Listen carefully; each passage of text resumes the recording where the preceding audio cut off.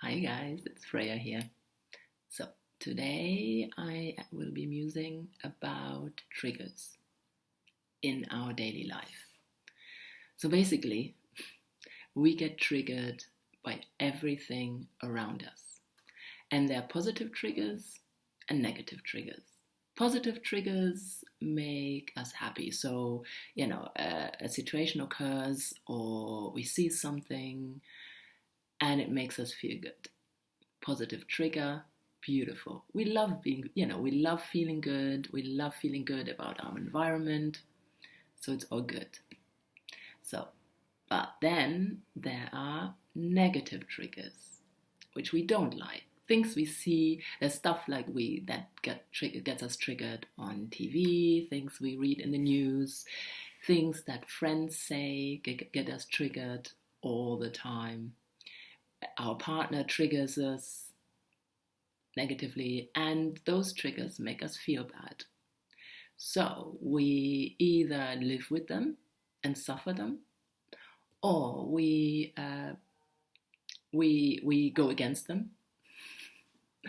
But the thing is that negative triggers are important for growth, because negative triggers, what they do, they trigger us, we get uncomfortable, and they are supposed to make us look at the underlying belief that it holds.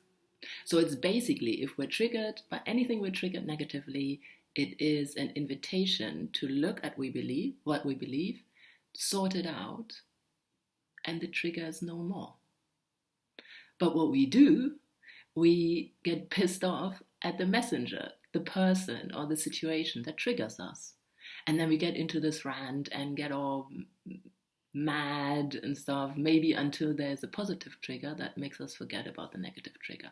However, it never sorts anything out, because the trigger will always be there. And that's why we go into patterns of stuff, getting triggered by the same thing, attracting people into our lives that trigger the same thing in us. And what we do, we get pissed off at them. The key is perceive the trigger, look at what the underlying belief is, and then sort it out. And check out if that belief is still valid. The thing is, there are always two beliefs, it's actually one belief, that everything, it all boils down to the belief in lack and the sense of loss. So everything goes down. Every trigger is there, a different variation of the belief in that there can be loss of something, that something can be there one moment and not there another moment. And also the sense of lack, which means that it's the belief that there's something not there in the first place. That's it.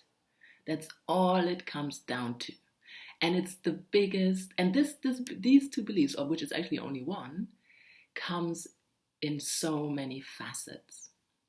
That's why we get triggered in so many different ways, but it always comes down to this one, that we believe something can be there one moment and it can't be the other.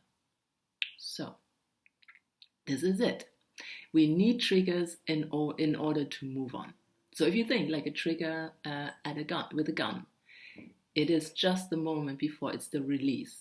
So it's a moment before movement. If we look at our trigger, not getting pissed off, or maybe getting uncomfortable for a moment because we need the feeling of discomfort in order to get our ass in gear. We know that, unless something pisses us off, we're not doing anything about it. And often we don't even do anything about it if it does. So getting the trigger is a good thing. You recognize it. Okay, this feels really uncomfortable. I'm getting angry or whatever. And then look at what the underlying belief is. And if that belief is true. I had previous videos where I talk about where beliefs come from. So check your belief about it and sort it out. And the trigger will be no more. Or maybe in a different version, but that means that you still believe in a tiny bit, a facet of this core belief. So check your triggers, look at them objectively, and then see what underlying belief there is. So I'm going to upload next a video which is about our biggest trigger. And that's like all of humanity, which is the trigger of death. The trigger of death. Cake or death? Okay, I know it's not, it's a serious matter. So check out my next video. See you in a bit.